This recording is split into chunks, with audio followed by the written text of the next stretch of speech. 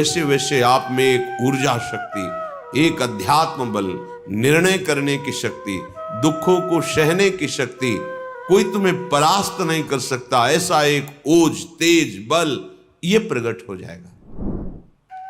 ये जो आप निराश, हताश, उदास इसी मन की सलाह के कारण हुए हैं। आप कह सकते हो बड़ा घर में प्रतिकूलता रहती, जरूरी है प्रतिकूलता। अपने में विशेषता का भाव आ जाना पतन का लक्षण है। मैं इनसे विशेष हूं, विशिष्ट हूं, मैं महान हूं, ऐसी बात मलिन अंतःकरण में आती है, निर्मल अंतःकरण में नहीं।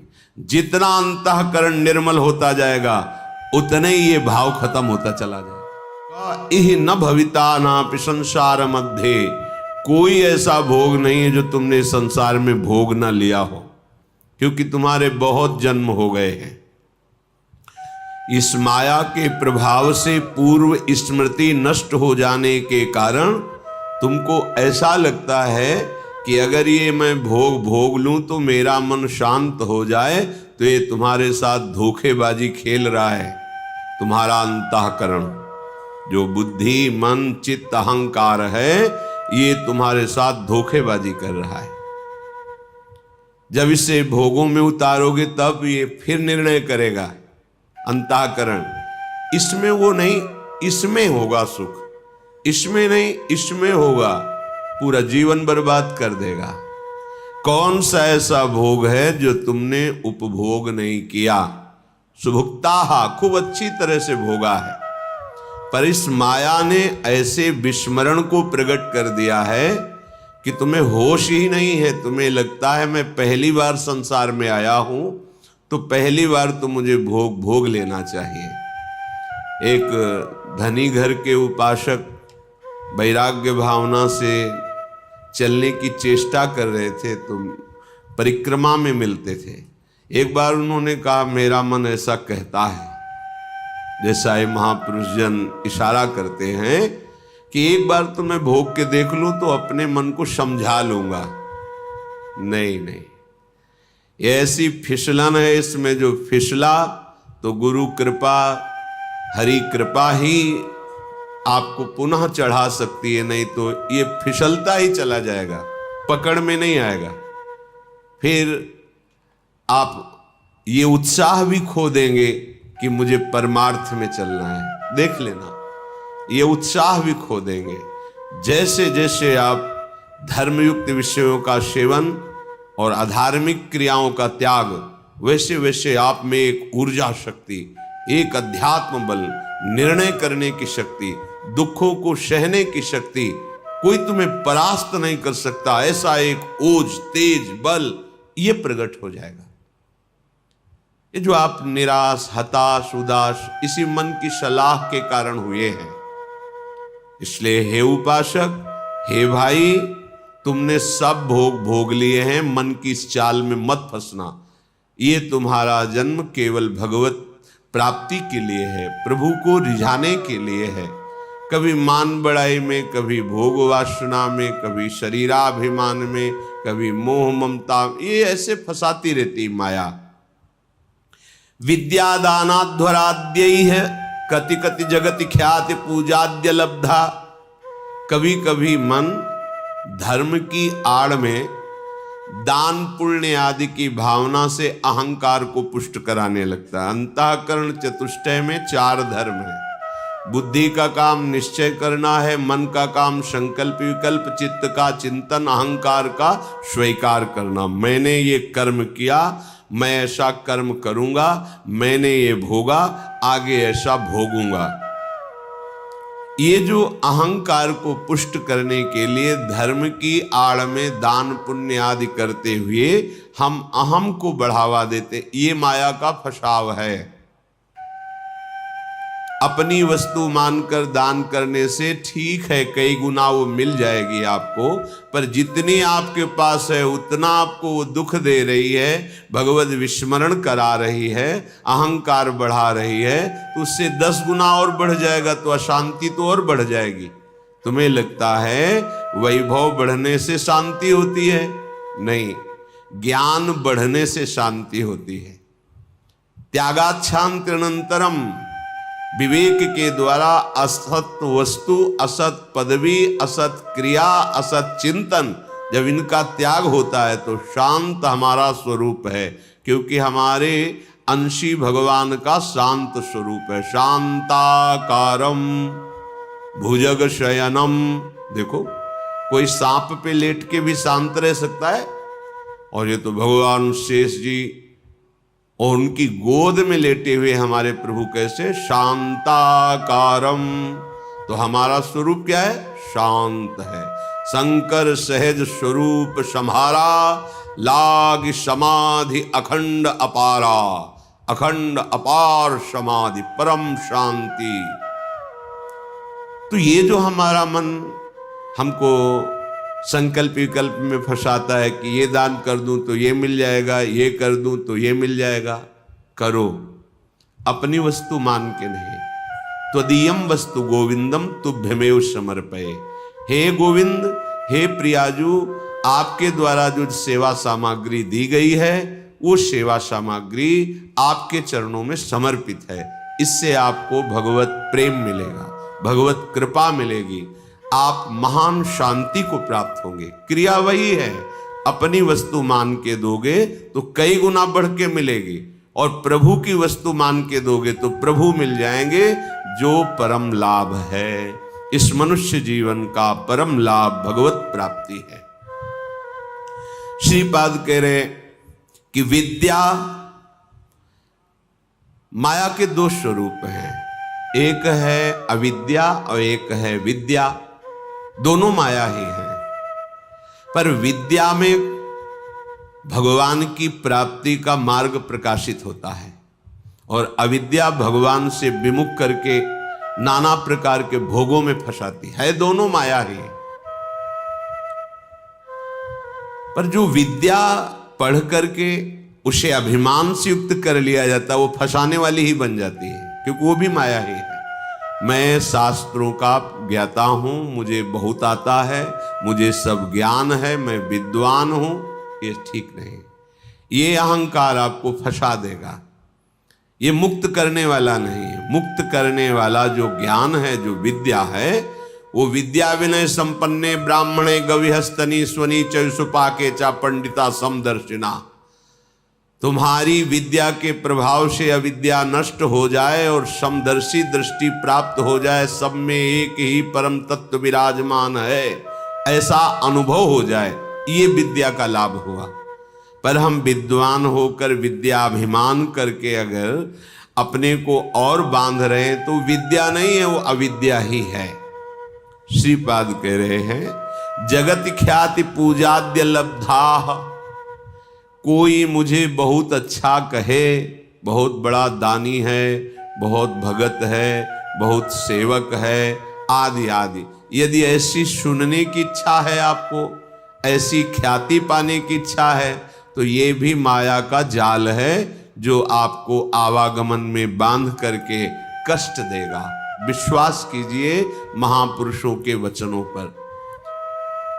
जब आप अखिल लोक चूड़ामणि भगवान के दासत्व से युक्त हो जाएंगे, उनके महामहिम नाम का जप, उनकी चरण सेवा, उनके गुण कीर्तन, तो आपका यश तो अपने आप हो जाएगा। पर यदि आप चाहेंगे यश और उसमें राजी रहेंगे, तो आपका परमार्थ नहीं बनेगा। स्वार्थ तो जय जयकार लोग करेंगे, पर परमार्थ नहीं बनेगा। फिर लाभ क्या मिला? अद्याहारे पि यादृच्छिक उर्गुण वानप्य हो समृतात्मा। अब तुम हमारी बात मान लो। श्रीपाद कह रहे हैं, अद्याहारे पि यादृच्छिक, भगवान की जैसी इच्छा हो, जो वो तुम्हें जिस परिस्थिति में रखे हैं उसमें संतुष्ट हो जाओ। जथा लाभ संतोष सदा काहू सो कछु न चाहोगे। अपनी ऐसी वृत्ति बनाओ कि भगवान से भी मांगने की इच्छा ना हो। जैसे वो मुझे रख रहे, मैं उसमें राजी हूं। ये बहुत बड़ी उपलब्धि है, बहुत बड़ी सिद्धि है ये। इसी से सारी कामनाएं नष्ट हो जाती है। बिन संतोष न काम न साही, और अछत काम सुख सपने नाही। बिना संतोष के कामना का नाश नहीं होता, और जब तक कामना रहती तब तक स्वप्न में भी जिसे सुख कहते हैं उसका अनुभव नहीं होता। जागृत की कौन कहे। आप कामना में ही सुख ढूंढ रहे हैं, और सिद्धांत कह रहा है कि अछत काम सुख सपने नाही। यदि हृदय में कामना है तो स्वप्न में भी सुख नहीं मिलेगा। कामना कैसे नष्ट होगी? बोले जथा लाभ संतोष, सदा काहू सो कछु न चाहूंगो। मैं सदा संतोष धारण करूंगा कि मेरे प्रभु ने जैसा विधान कर दिया है हमारे लिए पर्याप्त है। जथा लाभ आद्य हारेपि यादृच्छिक, जो हमारे आराध्य देव है उनकी इच्छा के अनुसार हमें आहार, वास, वस्त्र, व्यवस्था और संग, ये जो कृपा करके मिला है, हमको अब आकांक्षा नहीं करनी चाहिए किसी भी वस्तु। सच्ची मानो जैसे कोई प्रश्न करे कि हमें सत्संग की आकांक्षा करनी चाहिए, हमें भगवत चरणारविंद के धाम में रहने की आकांक्षा करनी चाहिए। यदि आप ठीक से भजन करते हो तो आपको कोई आकांक्षा करने की जरूरत नहीं। आगे से आगे वो जहां पहुंचाना, जो करना है अपने आप करेंगे। हम वृंदावन को जानते भी नहीं थे, पहली बार स्मरण हुआ कैसा होगा वृंदावन, क्योंकि अपने लोगों की अंतर्दृष्टि रहती थी, एक एक हरकत पर नजर थी अंदर की, बाहर का तो मतलब ही नहीं था। भगवान की ऐसी असीम कृपा रही है कि यौवन अवस्था में कभी कहीं भरपेट भोजन मिला हो तो मिला हो, ना कोई गर्म कपड़े पहनना, ना जीवन में कभी पंखा चलाना। ये ऐसी दुनिया का प्रपंच तो बहुत दूरी बात है, कभी पंखा के नीचे सोए हो ऐसा अनुभव नहीं वृंदावन के सिवा। एकमात्र अंतर्दृष्टि, मेरी वृत्ति कहां है, बस इसी पर रहती थी। कहां है मेरी वृत्ति? बस हर तरह से इस मन को देखा है। जैसे लोग कहते हैं ना, मामू को मार्ग में पीएचडी किए, तो साधक, उपासक, साधु महात्मा केवल मन पर दृष्टि रखते हैं। सारी पढ़ाई मन की है, इसमें और कोई बाहरी बातें नहीं है। इसमें परम सिद्धि का जो लाभ होता है वो केवल मन पर दृष्टि रखी जाती है। उसी को दृष्टि में रख करके सृष्टि से बचा के और भगवान के चिंतन में लगाना, बस एक लगन लगी हुई, कैसे ब्रह्म साक्षात्कार हो, कैसे वहां कोई ये गुंजाइश नहीं थी। भोग सामग्री, भोग वार्ता, भोग दृश्य, घाटों में कहां गुंजाइश? दोपहर की तपती धूप में पंडों की छतुरी के नीचे, और रात्रि में वही घाटों में थोड़ी देर भिक्षुकों के बीच में बैठ जाना, जो मिला मिला, नहीं तो हर हर महादेव, शांत एकदम। ब्रह्मचर्य और संयम का बड़ा बल होता है। कभी निराश, हताश और ऐसा नहीं कि चलने लायक नहीं, ऐसा कभी अनुभव जीवन में नहीं हुआ। आप समझिए वो परिस्थिति अगर ना मिलती तो शायद है कि वो अनुभव भी ना होता। जो अनुभव, एक जो निश्चिंतता, निर्भयता, एक ठसक, हर समय नवीन उत्साह, वो भगवान ने जैसी परिस्थिति चयन की थी उसी में राजी होने से हो गया। एक बार इतने भूख से व्याकुल हुए तो दो संत आए काशी के, और ऐसा कहाँ रहते हो? घाटों में रहते। भोजन जो महादेव जी दे देते। या घाटों में कौन देता है? अन्नपूर्णा। कभी सतुआ, इतना जिससे भिखारियों को लोग बांटते हैं, 2-4 किलो सतुआ लिया, 50 बैठे हैं, ऐसे से डाल दी, तो कमंडल का ढक्कन होता था ऐसे रखा, कोई एक पीस बर्फी रख दी ऐसे, बोले आओ चलो आज तुम्हें भोजन पवाते हैं। तो देखो मन की बात प्रभु ने सुन ली, लेकिन हंसी की बात, ले गए कमरे में बैठाला और 2 घंटे बाद आए। रात हो गई थी, शाम के बैठते थे जाके, आए बोले हमारे यहाँ तो प्याज लहसुन बनता है, आप खाते हैं? ये तो नहीं बन। महादेव हाँ निकले, खूब हंसे कि मन देखा तेरी चालबाजी नहीं चली, नहीं चली। नियम लिया था कहीं नहीं जाएंगे, पर इतनी व्यवस्था हम अपनी तरफ से ले गए और देखा तुम्हें उत्तर दिया महादेव, चल आज के बाद कोई बुलाए भी तो नहीं जाला है। जथा लाभ संतोष सदा का हो, ये बहुत बड़ी उपलब्धि का मार्ग है। चाहे गृहस्थ हो चाहे विरक्त हो, जैसी परिस्थिति प्रभु ने दी है, सच्ची मानिए तुम्हारे कल्याण के लिए वैसी परिस्थिति आवश्यक है। आप कह सकते हो बड़ा घर में प्रतिकूलता रहती, जरूरी है प्रतिकूलता। भगवत प्राप्ति के लिए जो तुम्हें प्रतिकूलता मिली जरूरी है, बड़े बड़े सिद्ध भक्तों को मिली है। आप तो अभी भक्ति के मार्ग में कदम रखना चाहते हैं और जो भक्ति के सुभट हैं उनके साथ भारी से भारी प्रतिकूलता हुई। हम प्रतिकूलता का निरादर न करें, वो भगवत कृपा है जो मुझे दलदल से निकाल रही है। सबका स्वरूप सामने आ रहा है। रहीमन विपदा हो भली जो थोड़े दिन होए, हित अनहित या जगत में जान परे सब कोय। तो अद्याहारे पी यादृच्छिक उर्गुण वा नप्य हो समृतात्मा।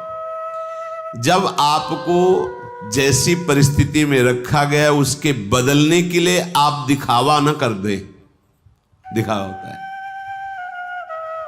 ब्रह्मबोध प्राप्त करने के लिए एक महापुरुष मिले थे, उन्होंने कहा था कि अपने गुणों को प्रकाशित ना करे, मौन का आश्रय ले और ऐसे जैसे कोई विक्षिप्त हो ऐसे रहे, फिर उसकी जो यथालाभ व्यवस्था होती उसमें रहे तो उसे बहुत जल्दी ब्रह्मबोध प्राप्त हो जाता है।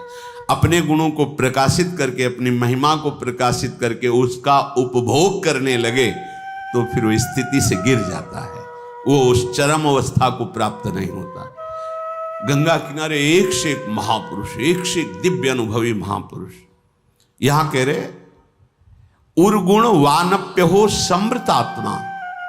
आप अपने गुणों को प्रकाशित करके ऐसा कहीं उपभोग तो नहीं कर रहे, अपने सम्मान का गुण प्रदर्शित करके, चाही हुई वस्तुओं का, मानी हुई मान्यता का यदि उपभोग कर रहे हैं तो आप अपने मार्ग से गिर जाएंगे। आपको गुण प्रदर्शन नहीं करना। हम प्रभु के गुण गा रहे हैं, प्रभु का नाम कीर्तन कर रहे हैं, प्रभु की सेवा कर रहे हैं, प्रभु का जस गा रहे हैं। हजारों को लाभ मिले, लाखों को लाभ मिले, करोड़ों को मिले, सबका मंगल हो, कोई परेशान। यहां कह रहे कि अपने गुणों का प्रदर्शन करके प्राप्त विषयों का सेवन उपभोग करना, विषय आए स्वीकृत नहीं हृदय में, जथा लाभ संतोष सदा।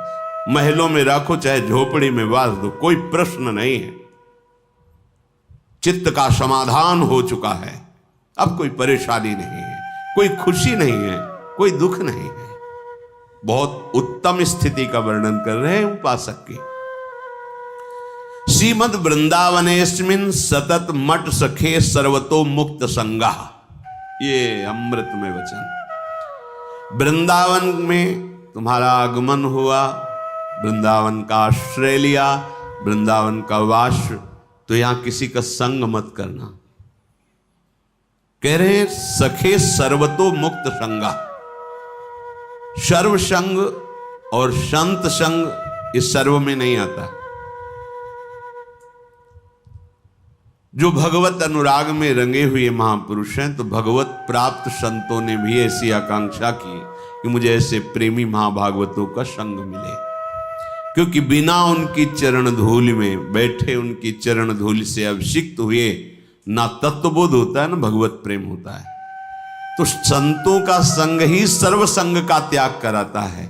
इसीलिए श्री भगवान ने अपनी प्रसन्नता, अपनी प्राप्ति के उपाय का जब वर्णन किया तो कह रहे हैं व्रतान यज्ञ छंदांस तीर्था नियमा यमाह यथा वरुंधित सत्संगा सर्वसंगोपहो हिमाम।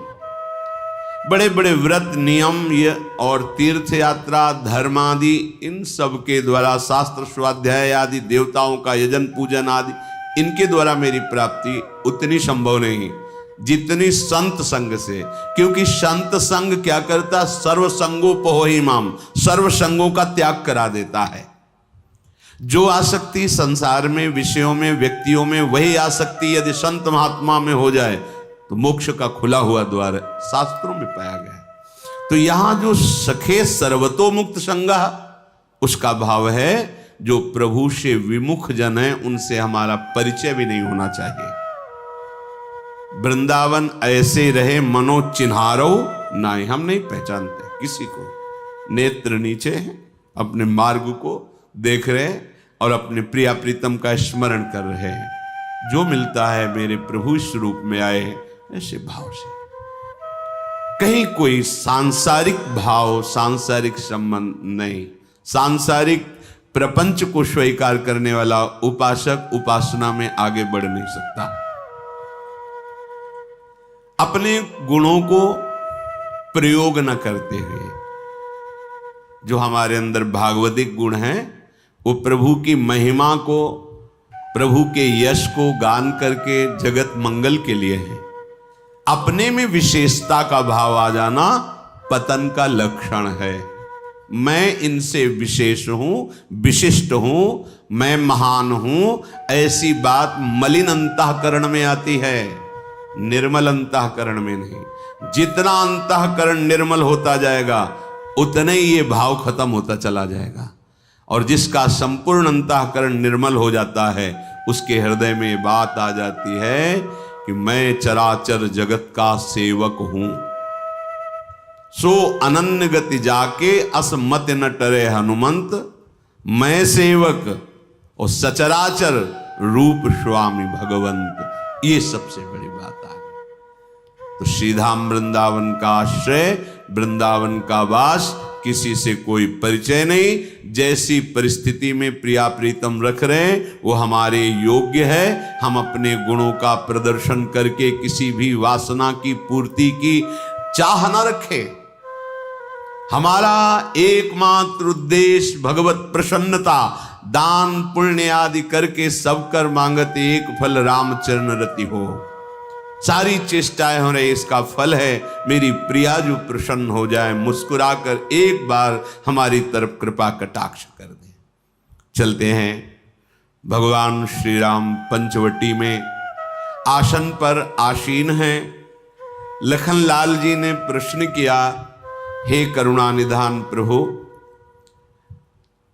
मैं ये जानना चाहता हूं कि ज्ञान किसे कहते हैं, क्योंकि आप स्वयं परब्रह्म हैं। तो आप जो वर्णन करेंगे, आप जो जनाएंगे, वही वास्तविक जानना होता है। जो संत महात्मा जन बोलते हैं, प्रभु जितना जनाते हैं उतना ही।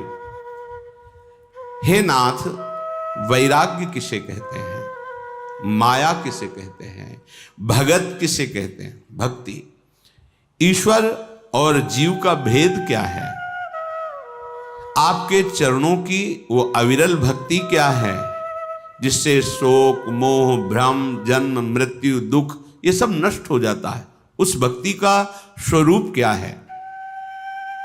भगवान श्री राम ने कहा, हे लखन, हम कम शब्दों में वर्णन करते हैं, ध्यान पूर्वक सुनो। थोरे ही महा सब कहूं बुझाई, सुनहु तात मति मन चित लाई। मैं अरु मोर तोर तै माया, जेहि बस कीन्हे जीव निकाया। गो गोचर जहां लगी मन जाई, सो सब माया जाने हूँ भाई। तेहि कर भेद सुनहु तुम सो, विद्या अपर अविद्या दो। एक दुष्ट अतिशय दुख रूपा, जा बस जीव पराभव कूपा। एक रचई जग गुण बस जाके, प्रभु प्रेरित नहीं निज बलता के। हे लखनलाल, थोड़े में ही समझा कर कह रहा हूं, तुम मन चित्त और बुद्धि लगाकर सुनो। मैं और मेरा, तू और तेरा, ये माया का लक्षण है। देख लो, मैं, मेरा, तू, तेरा, ये माया का लक्षण है। ये अंदर जहां वृत्ति हो तो माया की वृत्ति है। ये मेरा, ये तेरा, ये मैं, ये तू, मैं, तू, मेरा, तेरा, ये माया की प्रधान वृत्ति है जो हृदय में ही बैठी हुई है। देख लो, इसी ने समस्त जीवों को माया में बांध रखा है। मैं, मेरा, तू, तेरा, इस वृत्ति से संपूर्ण चराचर जगत को बांध रखा है इस माया ने। साधक इसी पर प्रहार करता है। मेरा और तेरा खत्म, या तो मैं, तो वो अहम ब्रह्मास्मि। इतने बड़े बनो कि तुम्हारे समान कोई रह न जाए, इतने बड़े बनो कि तुम में सब समा जाए। अब बचा केवल मैं, वो शुद्ध मैं श्री कृष्ण है, जिसे अहम ब्रह्मास्मि, मैं ब्रह्म हूं। ये ज्ञान मार्ग और भक्ति केवल तू ही तू, जिधर देखता हूं तू ही तू, बस खत्म। जहां मैं तू वहां माया, जहां केवल मैं, तू है ही नहीं, वो ज्ञान। और जहां मैं खो गया, केवल तू ही तू, वो भक्ति। और जहां मैं और तू वहां माया। इंद्रियों के विषयों को लेकर के मन जहां तक दौड़कर जाता है, 5 ज्ञानेंद्रियों के साथ मन विचरण करता है। मना कष्टान इंद्रियाणि प्रकृति स्थानि करसति, वो सब माया में ही विचरण करता है। इस माया के 2 विभाग हैं, एक विद्या और दूसरी अविद्या। अविद्या बहुत दुष्ट स्वभाव पैदा करती है, दोष युक्त है, अत्यंत दुख ही दुख देती है। जिसके वश होकर जीव इस भवकूप में, संसार कुएं में गिरता है, बार बार जन्म, बार बार मरण होता है। और विद्या भी माया ही है। ये जगत की रचना करती है, प्रभु से प्रेरित है। इस विद्या में अपना बल नहीं है, भगवान का बल है। इस विद्या का आश्रय लेकर के अविद्या रूपी कांटा निकाल के फेंक देना। विद्या ना अविद्या, जो बचा वो ब्रह्म स्वरूप। जैसे एक कांटे से दूसरा कांटा निकाला है, ऐसे माया के 2 विभाग हैं, एक विद्या तो एक अविद्या। विद्या कहां से प्रारंभ होती? ब्रह्म सत्यम जगन मिथ्या, उमा कहूं मैं अनुभव अपना, सत हरि भजन जगत सब सपना। ये सब झूठा झूठा झूठा काटते चले गए। और जब सत्य में स्थित हुई तो सर्वम खलमिदम ब्रह्म, वो कांटा भी फेंक दिया विद्या वाला। अब क्या निकला? केवल ब्रह्म। सर्वम खलमिदम ब्रह्म ने नानास्ति किंचन। श्री राममय शब्द, चिद चिद लक्षणम सर्वम राधा कृष्णमयम जगत। खत्म। विद्या विद्या दोनों का कार्य।